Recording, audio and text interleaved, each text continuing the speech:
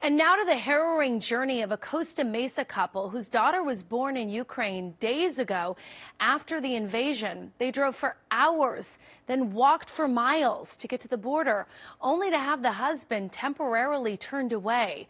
The couple spoke with us today from Poland.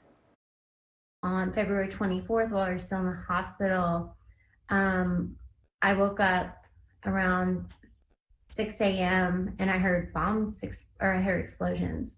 We saw a mass exodus of people going into the streets, going to the grocery stores. The lines at the ATM were wrapped around the corner. Gas station lines were, hundreds of cars deep. My husband and I got in a car at 7:30 a.m. and what I thought was like a 6 to 8 hour drive turned into a 27-hour drive. We got to the border and I thought, oh my gosh, we're almost to the border, things will get better. But we sat in the same spot at the border from 2 a.m. to 9 a.m., so 7 hours, and our car didn't move at all. There were kids in cars, people kept camping out in cars, the cars weren't moving, the engines were turned on, it smelled like gas everywhere. That's when my husband and I decided to get out and walk, and we walked 8 miles. By the time I made it up to the gate, only women and children were allowed to pass. There were thousands upon thousands of people continuing to arrive, and the situation was continuing to get more volatile, and people were getting more desperate, especially when the air raid started in Lviv, when you could hear the bombings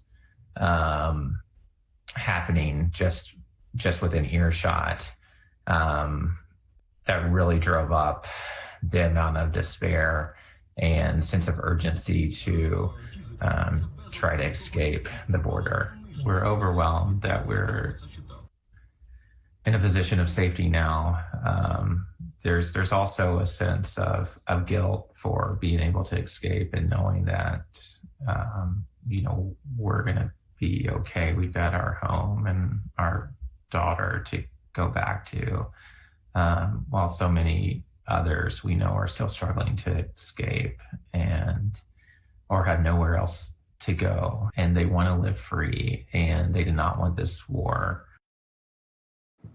The couple tells us they hope to get a flight out of Poland this week so they can bring their daughter home to Costa Mesa. And one more note, this is the before of their surrogate's apartment building, and now we're going to show you what it looked like after it was bombed. The couple says their surrogate is safe and with her family.